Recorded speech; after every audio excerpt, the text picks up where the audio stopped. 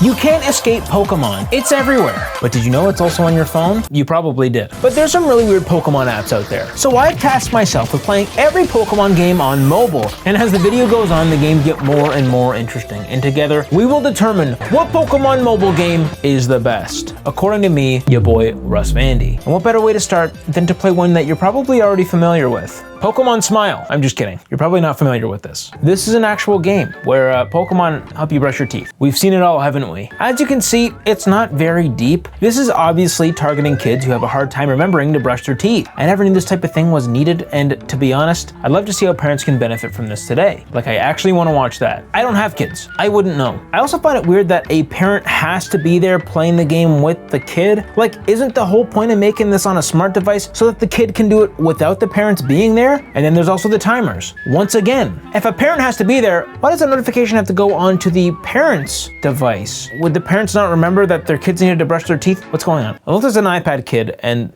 the notification's on the iPad. There's really no reason to use this unless you need a reason to brush your teeth, which you just brush your teeth. I like the hats. D tier. Next up, oh my goodness, what is that? Pokemon Quest, the blocky Pokemon game. This is a game I used to play on my Switch back in the day, and recently I cracked it out again when I played every Pokemon game on the Nintendo Switch. While I remember liking it a fair amount, one of my complaints was that it felt very much like a mobile game. I also found that the controls would have greatly benefited from a touchscreen. And yes, the Switch does have touchscreen, but when I played it in dock mode. That's just how it was. That's what I did. Thankfully now I can try it on my phone and see if it's something I can get absolutely addicted to. Hopefully I don't spend money. I spent money. I started my Pokemon Quest fresh. You're on the island of Blocky Boys, and just like any Pokemon game, it has me choose a starter. So, of course, I gotta choose Charmander, the absolute GOAT. He's a lizard. He's a fiery lizard. Glizzard. He's a glizzard. He's a fiery glizzard. The game teaches me the main gameplay loop. Everyone say it with me. Expeditions. Yay! That's right. Expeditions are tiny little journeys that your team of Pokemon can go on to collect things called Power Stones. These Power Stones make your Pokemon stronger, which is epic. They had me constantly checking to see if I could buff up my Pokemon even more. On these expeditions, you're not only collecting stones, you're absolutely slaughtering any Pokemon in sight. And then after a series of crimes against the local Pokemon population, you fight the boss Pokemon at the end. If you win, your Pokemon level up, just like in a regular Pokemon game. When you're in an expedition, you can choose to play manually or put it into the auto battle mode. I was able to send my Pokemon out on an expedition while working on some videos. It actually saved me so much time, and it was like great. Now, there were some times when I'd actually be so enthralled that I'd stop everything just to watch and see if my Pokemon would make it out alive. So yeah, the game is even fun to watch. Now you might be asking yourself, how do I catch these little guys? Well, you can cook food to lure them into your base. Just another day to me. Or you can just find them chilling out, in which case you're able to capture them then. The game starts with only one pot, and once you put ingredients you find from expeditions into it, you'll have to wait for it to cook. The cooking is also done in a specific amount of expeditions you do. Like one recipe might be done in 2 expeditions, while another might take 5. This actually made me want to keep coming back just to see what Pokemon I managed to persuade into my little nook. Now the problem with waiting for the food to cook is that your battery actually takes real time to recharge before you go back out on another expedition, which is just annoying. It would be much more fun if this wasn't the case. It doesn't add anything to the game. It would have felt so much better if you could have just kept going over and over again indefinitely. Because I was having a good time playing the game. And then I got a Lickitung, and when he boosted my team stats like crazy, I was suddenly not even having a good time, I was having a blast. That's how much fun it was. I was also fighting the urge to spend money on the game just to get more pots so I could cook the day away. My goodness, I just wanted to spend money. Please become a member. Overall, I actually really enjoyed the game for what it was. Obviously, it's not the most strategic game, and all the mobile quirks makes it hard for me to want to continuously come back, because I feel like the time it takes to beat the game is just dragged out just because of the platform it's on. But I really like the simplicity of it all. There's nothing incredibly complicated about this game, especially compared to some of the other Pokemon games. We're starting off strong. This is going in A tier for me. Next up, Magikarp Jump. This is a little bit of an older game, and that's okay. This is a game all about the useless Pokemon. The whole premise is that you train a Magikarp to jump higher than any other Magikarp in the land, and that's it. That's literally the goal. Your job is to feed and train your sweet little guy and prepare him for league battles, where he faces off against other Magikarps in the ultimate test of jumping high. The winner is whoever jumps the highest, and that's it. There's no moves, no attacks, no strategy, just pure Magikarp jumping. That's all. How do you train this man's? Well, you tap fruit to feed him, and then you train him like a boxer on these training courses like boxing or jumping. Here's gameplay. Here's what I'm talking about. And the best part is, you're not just training one Magikarp. You can catch different Magikarps with unique patterns, filling up your Magikarp pattern decks. Some have cool markings, some have weird colors, and some look like they've seen things. And if you train one to the max, you might even get a chance to evolve it into a Gyarados. But then, well, you kind of lose it because Gyarados is too cool for jumping or something. And then you start all over with a brand new, fresh Magikarp. You'll actually, throughout the game, train several Magikarp as you compete in these leagues. This is one of the most wholesome Pokemon games, and I like that it's not too mobile gamey. It doesn't force you to buy coins or diamonds to upgrade your Magikarp faster, but let's be real, it definitely encourages you to. The temptation is there, and I'm pretty sure back in the day when I played it in 2016, I probably bought the Snorlax. That was the old me. I bought Charizard this time. I think this is pure enjoyment, aside from a few little gripes I had with it, like how there's just so much talking and it's practically the same dialogue over and over again. Whether it's joining a battle, training your Pokemon, or just existing in this world, it's always the same. I kind of wish it was just a little snappier because I'm literally just spamming the glass over and over to skip the talking. I know, I'm impatient. Also, the screen is like cropped on most phones these days. There's just black bars on the top and the bottom of the screen, which is weird, but I know that this was made for older phone screens. I mean, they just didn't optimize it. I feel like it's not a problem. I love the art style in this game. It's adorable, it's charming, and it fully embraces the ridiculousness of making an entire game about a Magikarp. And somehow I had way more fun than I thought I would. How am I putting this in S tier right now? I'm actually putting it in S tier. Look at it. It's an S. My guy. I don't understand. Next up, Pokemon Masters EX. I didn't actually realize that this game existed, but this game is actually insane. I had no idea Pokemon went this hard for a mobile game. What the actual heck, gamers? This is a turn-based RPG, but the battles are fast-paced. I know, crazy. Some of the mainline Pokemon games can feel way too slow with their battles, and listen, I'm not a huge RPG guy. Mostly I don't like how slow they can feel, but somehow a Pokemon mobile game comes along and makes battling better than the actual mainline games, and I gotta respect it. The game just kind of throws you right in, and suddenly you're commanding teams of trainers in real-time 3v3 battles where you can't just sit there and think forever. You have to time your moves, build up the sync gauge, and then unleash absolutely ridiculous super attacks that are somehow more cinematic than anything I've ever seen in a Pokemon game on the Switch. Like, look at this. Not only is the gameplay surprisingly fun, but this is actually one of the most visually impressive Pokemon games ever. Like, look at these graphics and tell me this isn't impressive, especially by Pokemon standards. The animations are over the top and the sync moves go absolutely crazy. And there's voice acting. Yeah. Actual full-blown voice acting. I'm Flannery. I'm honored to be serving as a fire-type gym leader. No, I mean, I'm in charge. When has that ever happened in a mainline Pokemon game? Some of the mainline games can't even be bothered to add basic voice lines, but Pokemon Masters EX is out here making every character talk, and I'm just sitting here like, how come this mobile game has more effort into this than most of the mainline games from now? Scarlet and Violet had no voice acting. I'm still mad about that game. One of the coolest things about Pokemon Masters EX is that it pulls from every part of the Pokemon franchise. We're not just talking about your own custom trainers. This game brings in characters from the anime, spin-offs, and even Pokemon Legends Arceus, my favorite Pokemon game on the Switch. It's a wild mix of different Pokemon characters, and it actually makes the game feel so much bigger than I expected. And somehow, it has a full-blown story mode. Yes, a Pokemon mobile game with an actual storyline. Maybe I don't play enough mobile games, but that's not normal, right? It's not groundbreaking writing or anything, but compared to other Pokemon spin-offs, this has way more effort put into it than I would have ever expected. I'll be honest. This game throws a lot at you right from the start. So many mechanics, so many menus, and I'm just kind of confused at what half this stuff even is. It's not exactly easy to get into, and at times I feel like I needed a full-on training course just to understand what was happening. Of course, because it's a mobile game, it has some very mobile gamey aspects, like the gacha mechanics, where you can't just pick your favorite trainer, you gotta pull them randomly in the sync pair system. There's also a lot of grinding. If you wanna level up your team, you're gonna have to be playing for hours. And then of course there's also like limited time events, which they're limited time events. That's just mobile gaming. That being said, for a free-to-play game, it actually lets you play quite a bit without demanding money immediately. You can grind for currency to pull new characters, but let's be real, gacha games always want you to spend money at some point. Now I didn't, because I didn't play this game for horribly long, but you can. Honestly, pleasant surprise. I wasn't expecting much, but Pokemon Masters EX actually went way harder than I thought it would. The battles are fast and fun, the graphics are way better than they have any right to be, and the crossover aspect is just wild. Will I keep playing it? Probably not, but for the short time I gave it, I was actually really impressed. I'm throwing this in A tier. Yes, it's underneath Magikarp Jump. Sue me, Next up, Pokemon Shuffle. This is basically Pokemon Candy Crush. It's a match 3 puzzle game where instead of candy, you're lining up adorable little Pokemon heads to deal damage in battle. But unlike traditional match 3 games where you swap tiles adjacent to each other, this game lets you pull a matching Pokemon from anywhere on the grid, giving you a little more freedom in how you set up combos. I remember playing this back in the day on my good old 3DS. It was free to play, and at the time, it gave me something to do. It was a decent experience, but even back then, something about it felt way too much like a mobile game.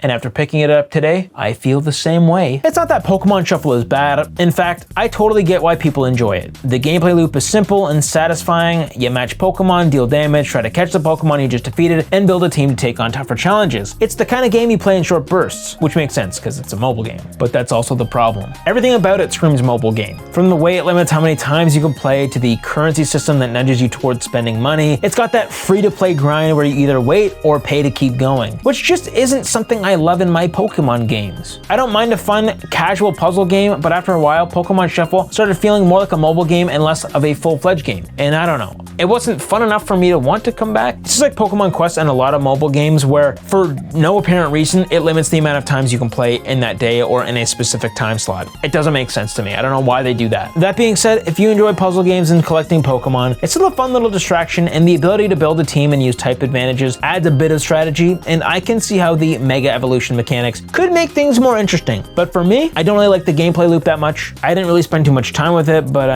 if I'm being completely honest, it's just kind of boring, so I'm just putting this in C tier. Anyways, let's keep going. Pokemon Cafe Remix. This is kind of like Pokemon Shuffle, but with a much more original spin. The idea is about linking Pokemon heads together, but instead of structured grid-based puzzles, you're dealing with a messy scroll of Pokemon icons bouncing all over the place. The floating, free-moving puzzle style looks way more appealing than a static board, and it definitely has a unique charm to it. The core gameplay is simple but different from traditional match 3 games. Instead of swapping icons in a grid, you drag your finger around the screen and link matching Pokemon together. The longer the chain, the more points you earn, and the more progress you make towards completing the order. Cafe order, that is. Literally food and drinks. But there's a catch. Since the board is completely free moving, the Pokemon bounce around like water on a JBL speaker, because they all get tossed around and it adds an extra layer of randomness to the whole thing. Each level is themed as a customer order, where a Pokemon visits your cafe and asks for a specific dish. Completing the puzzle prepares the food, and if you do well enough, the Pokemon might join your cafe as staff. Staff Pokemon have special abilities that can help clear the board, break obstacles, or create helpful power-ups. The game also introduces special challenges, such as sugar cubes, whipped cream,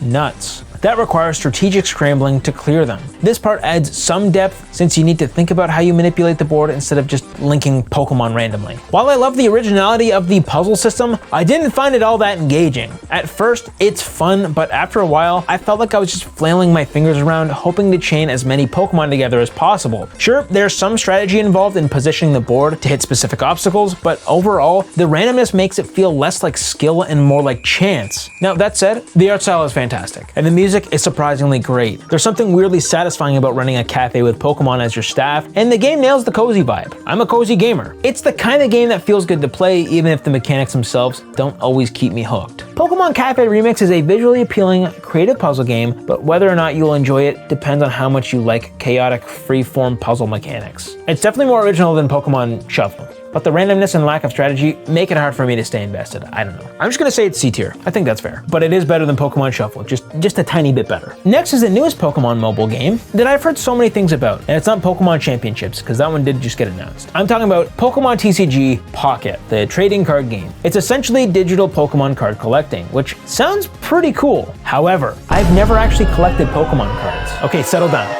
Seriously, that's enough, stop. I never got into it because there's so much to it, and there's so many of them. The closest I ever got to card collecting was amiibo cards. And let's be honest, those benefit absolutely nobody. But when this game dropped, I actually felt kind of intrigued. Maybe this could be the start of my Pokemon collecting journey. I mean, I've heard a ton about this game, so let's jump in and see what it's all about. As soon as you open it, the game immediately hits you with the basics. There's a massive collection of cards to pull from, and you get a free card pack every every day. In a nutshell, this is just the Pokemon trading card game, but digital, as I said. No need to gamble away your life savings on booster packs anymore. You can just do that from your phone. What a time to be alive. Okay, I'm gonna be completely honest here. I don't dislike the game. I think if I were a huge Pokemon TCG fan, this would be amazing. The problem is, I don't actually love the card game. I'm not opposed to it. I'm just here for the cool looking cards, if I'm being honest. And to fill my digital Pokédex like a glorified sticker book. I just love how you get free card packs every day, which is a fantastic incentive. Keeps you coming back without making you feel like you're forced to pay. But if you want to throw some money at it, there's of course that option. If you feel like flexing on the haters with your digital cardboard collection, there you go. After you reach level 3, the game unlocks battle mode, which lets you compete in single player tournaments using the cards you've collected. There's also an online battle mode because of course there is. That's kind of the whole point of the trading card game. Now, as I've mentioned before, I'm not a huge card game fan and I never got into it. But as I started understanding how the game works, I actually began to have more fun with it. Then I noticed the auto button and suddenly my interest skyrocketed. Heck yeah, I love auto buttons. It literally plays the game for me and automatically selects the best card to use, or at least I think it does. I have no idea if it's actually making the smartest plays or not, or just randomly throwing down cards like a Pokemon themed slot machine. But I'm winning, so here we go. I respect the convenience. As far as the game itself goes, I'd say it's solid, but I think it's probably more appealing to those who already love collecting Pokemon cards in real life. I could be missing a huge part of the experience, but for the first little while, I genuinely thought this game was just about collecting cards. I didn't even realize that there was a battle mode until I stumbled upon it. I enjoyed my short time with it, and you better believe I might casually come back to open some packs, especially if a couple friends convince me to. But for me, I gotta put it right in the middle. It's B tier. It's good. I can see this being S tier for other people who really like the card game. I just think for me it's B. But this isn't the only Pokemon trading card game on mobile, as there's also another game called Pokemon TCG Live, which I didn't play because it seemed like more of the same thing. But in case you're wondering what the difference is, Pokemon TCG Live is basically the full traditional card game, just digital. It sticks to the exact same rules as the physical Pokemon TCG, which means longer matches, deck building, and a more competitive focus. It's made for people who are already deep into the Pokemon card scene, and it even lets you redeem codes from the real packs to get digital cards. Meanwhile, Pokemon TCG Pocket, last game we looked at, is a more casual, mobile-friendly version that simplifies the rules and makes matches way shorter and focuses more on the collecting side of things. So if you're a hardcore Pokemon TCG fan, Live is probably the better pick, but since I'm not, Pocket was as far as I could get into it. I didn't feel the need to check out the other version, especially if it's more technical. Is there an auto button? I'm also just gonna put this in B tier. But speaking of Pokemon cards, if you collect them or literally any piece of Pokemon merch, like this hecker, then today's sponsor, Mecha Japan, is the perfect website for your Pokemon addiction. They've got a ton of Pokemon merchandise, cards, plushes, you name it, they probably have it. They literally have a Pokemon spoon. How is that possible? And guess what? Mecha Japan is partnering with me for a giveaway. I literally added my favorite Pokemon goodies from Mecha Japan for this giveaway. Here's how to enter. Click the giveaway link in the description to sign up, create a Mecha Japan account, or log into an existing one using the same email you entered the giveaway with. Also, follow Mecha Japan and me on socials. And that's it. Just make sure the email you use for the giveaway matches your Mecha Japan account. And if Pokemon's not your thing, don't worry, I'm assuming it is because you're watching this video. They've got a ton of other Nintendo and Japanese merch to check out as well. Even if you're just browsing, take a look and use this code to save some money on it. So please check out Mecha Japan in the description below. All right, back to the video. I'm going to sleep, which is quite fitting because the next game we're looking at is Pokemon Sleep. I'm not actually falling asleep. I gotta finish reading the script. Pokemon Sleep has always been a game I've wanted to try, but I was always kind of scared to try because I know my sleep schedule is absolutely atrocious. Seriously though, Pokemon of all things is about to roast my sleep habits. Guess we should play it and see what in the world this even is. It instantly wants all my information, and I can't even move on until I consent. What's the worst that can happen? When booting up the game, it explains that it tracks your sleep patterns and lets you progress based on how well you sleep, which is actually a very interesting concept, and honestly, it's kind of genius. Imagine using a game to persuade your kids to fall asleep. Holy smokes! I would have slept so much when I was a kid if I had this game. Although very early when you set it up, I'm concerned. It wants me to keep my phone on my mattress turned on directly next to my head while I sleep. Now, I don't want to be a conspiracy theorist here, but I've always been told not to have my phone in my room at night, let alone right next to my head, listening to me breathe. Like, that's just insane. I've also seen reviews saying this game can make your phone overheat, and honestly, keeping it plugged in would probably be the best option, but having it on my bed while charging just seems not practical. And what if it falls off the bed? What the heck? I'd probably move like one of those guys outside of a car dealership, these guys, in the middle of the night. It specifically says you have to keep your phone on the mattress with you, and it can't be on a nightstand or a hard surface for some reason. I don't understand the science, but it's heckin' weird. Also, I have a wife, and I feel like the tracking wouldn't be accurate with 2 people in bed. I guess Pokemon sleep is meant for single people, ayo. But all that being said, there is a workaround, and it has to do with this. My Apple Watch. If you want to avoid having your phone listening to you at night and possibly rotting your brain, you can use a smartwatch with a built-in sleep tracker. This not only gives the game more accurate information, supposedly, but it also makes the whole process way more convenient. So I set it up. It's nighttime. It didn't work. The very first night, it didn't work. What the heck? I didn't play the tutorial, which technically isn't the problem, but the real issue was my watch's sleep tracking. I forgot to put it in sleep mode, so it just didn't realize I was asleep. Sometimes technology can be goofy. Cheers.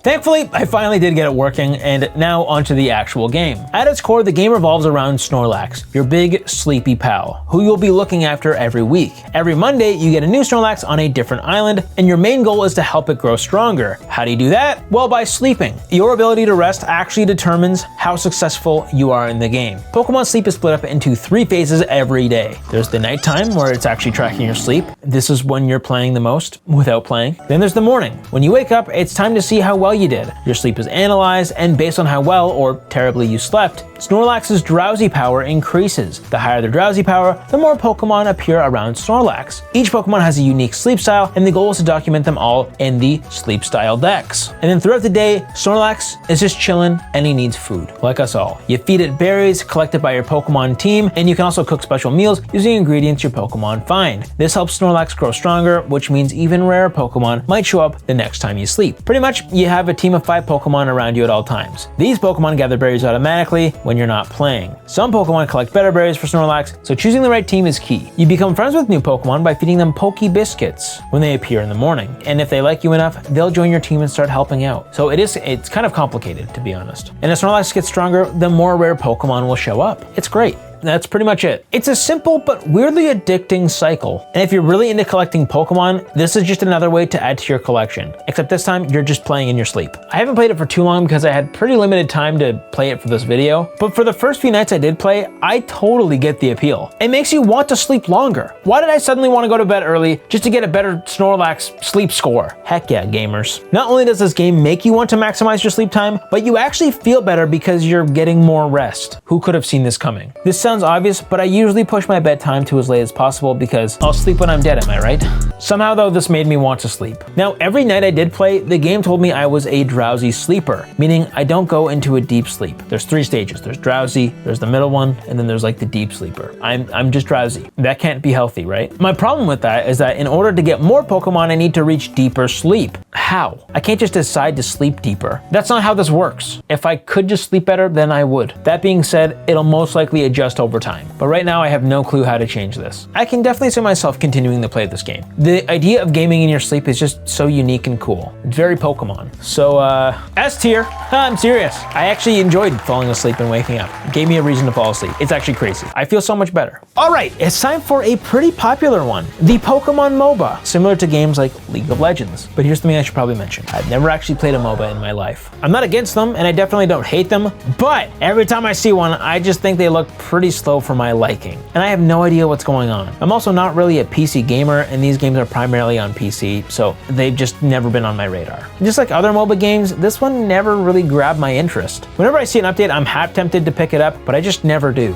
So I finally gave it a shot, and I kind of liked it. The premise of the game is to find these Aeos orbs, or AEO, whatever these are called, and slam them into your opposing team's nets. Whoever scores the most orbs wins. You get these orbs by mutilating wild Pokemon and absolutely obliterating the other team's players. As the match goes on, your Pokemon levels up, and if they're feeling up to it, they might even evolve and get stronger, and by the end of the game, you're goated. Also near the final stretch, a massive boss Pokemon appears, and whoever takes it down first gets a huge influx of points, which can turn the tide of the match. And this is where things get a little controversial, apparently. Originally, the final boss was Zapdos, and now some maps use Rayquaza, or Rayquaza, or whatever you want to call him. But either way, if your team was losing the whole game, landing the final hit on this boss can instantly change the outcome. Some people love this because it keeps the matches unpredictable, but others hate it because it makes the entire first half of the game feel pointless. And when you're playing a 10-minute game, having the first 8 minutes be useless is just like, why am I even here? It's a waste of time. I totally get that. I'm more on the let's not add that boss at the end, because then yeah, it makes the whole game pointless. There's also several playable Pokemon, each with unique moves. Some are attackers, some are defenders, you get the idea. And the roster has grown a ton since launch, with Pokemon like Blaziken,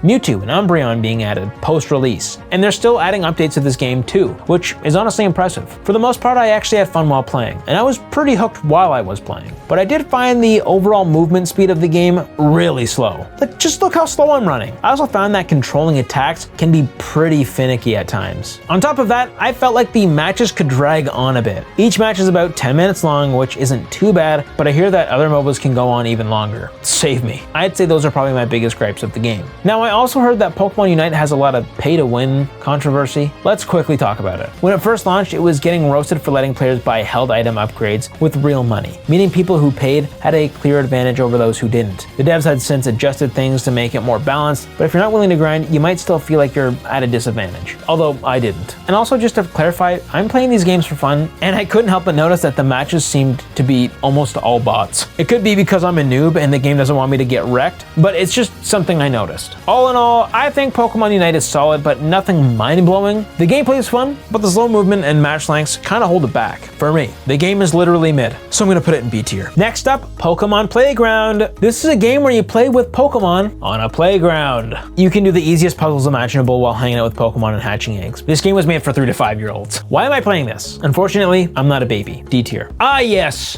Pokemon Go. I love Pokemon Go. I have a lot of history with Pokemon Go. Back when the game first launched, I couldn't go anywhere without checking if there was a Pokemon nearby. It was actually a problem, but it was so fun. And looking back, some of my Pokemon actually have sauce. But after about 3 years, I just kind of burnt out. There were some stagnant moments early on when the updates were slow, and I remember completing my Pokedex at the time and thinking, well, I guess that's it. And then I rarely went back. It's not that I stopped liking the game, I just stopped feeling the need to pull out my phone every time I went outside. And it was honestly at the time kind of refreshing. I would still return for some community events and special raids, but that was about it. I was also shocked by how much the game made me walk and exercise. That's definitely part of its marketing, but wow, it actually worked. Look at how skinny I am. And let's be real, it also probably persuaded me to spend copious amounts of money because I needed more Pokemon storage. It did, I probably spent over $100, but I don't regret it. That was a lot of fun. This was the very first Pokemon game I ever really got into. It's what made me learn most of the Gen 1 to 3 Pokemon names, and I specifically loved how simple it was. You just find a Pokemon, throw a ball at it, and cross your fingers. If you hit the shrinking circle in the center, your chances of catching went way up. On top of that, you had different Pokeballs, berries to help catch Pokemon, and Pokestops scattered across the map to collect items. Ooh-wee! The game was great. It was fresh. It wasn't overwhelming like I thought some of the mainline Pokemon games were at the time. It was also fast-paced, which was huge for me, as you know now, because I like fast-paced games. My brain needs to just be stimulated all the time. I need the stimulation.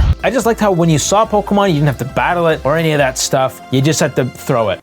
You had to do this and then bink it on its forehead. And also, I feel like the Pokemon community was just unmatched at the time. Some of the best times I had with this game was when I went out and just caught Pokemon with my family and friends, who were equally addicted to the game. I thought it was genius that Pokemon spawned in the same place for everyone, so if a rare Pokemon appeared, everyone had a chance to catch it. I remember being at a park once, and then someone yelled, like Snorlax, and then everyone just bolted to the center of the park. It was insane. But nowadays, the game feels different. Obviously, there's still so many people playing, and every once in a while, I check back and play it for a bit, but it can feel a little overwhelming now. From back when I stopped playing till now, they've added so much to the game, I don't even know what half of it is. Like tours, mushrooms, particles, like what is this stuff? And that's not even counting the slew of new Pokemon they've added. Yet somehow, I only ever seem to catch the same old ones from when I first played, which sure is part of the grind, but I think that's what's keeping me from getting addicted again. But all that being said, I mean, I'm glad they added to it. It's only my fault for not knowing the stuff that they added. Who's to blame but myself? I prefer them add more stuff than not add anything at all, so that's a good thing. It's still my favorite Pokemon mobile game. My current love for it may not be as strong as it used to be, but for a mobile game, the memories I have with it are unmatched. The joy this game has brought is peak. This is definitely S tier. So after playing every Pokemon game that's currently available, I think it's safe to say Pokemon has been absolutely everywhere. And that's just counting the ones that you can still play. Because there have been so many Pokemon mobile games over the years that have come and gone, completely forgotten about. Like, who remembers Pokemate? This was a Pokemon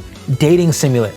Just kidding. It's not a Pokemon dating simulator. But this was a Pokemon mobile game from 2006 that was exclusive to Japan. It was essentially a Pokemon-themed messaging app, and it was kind of ahead of its time, but has now disappeared. Or Pokemon Jukebox from 2015, which let you listen to Pokemon music, and was riddled with microtransactions that made you pay for specific ringtones and songs. So it failed. Or how about Dancing Pokemon Band from the same year, which literally no one remembers. There's Pokemon Pass, which was a game from 2019 that only released in North America, which was basically a glorified QR code scanner that let you get free Pokemon in certain games if you were in a store. It was weird. And we have some truly obscure ones like Pokemon Wave Hello, a 2019 AR experiment that no one talked about. There was Pokemon Camp, which was basically an interactive magazine, and Pokemon Tap, which I think was just a tapping game. Could also be a dating sim. Let's not forget Pokemon Learn Real English, a mobile app from 2006 that English using Pokemon, I think. What even is that? And then there's the ones that actually mattered for a little while. Like Pokemon Rumble had a mobile version that no one played. Pokemon Home, which actually is still on, but it's not really a game, it's the Pokemon storage. It's like the Pokemon Bank. If you know Pokemon Home, you know Pokemon Home. I didn't really need to talk about that. But let me know if you use Pokemon Home in the comments, because I'm curious. I don't, but I'm curious to know if you do. And then of course, there's Pokemon Duel. I actually remember this one. It was a figure trading experience game, and it wasn't terrible, but I guess it wasn't good enough to survive, so who am I to say? It's clear that Pokemon isn't afraid to experiment with mobile, and some of these games were a lot better than I expected. I came in thinking that a lot of them would be cash grabs or have a lot of ads, but actually none of them had ads. They were pretty cash grabby and had microtransactions, but it wasn't as horrible as I thought it was going to be going into this. So here's my official tier list. Pokemon Go wins. If you want to see me play every Nintendo mobile game, click this video, and make sure you check out Match Japan in the comments below. And hey, consider becoming a channel member to support me. I hope to see you in the next one. See you later.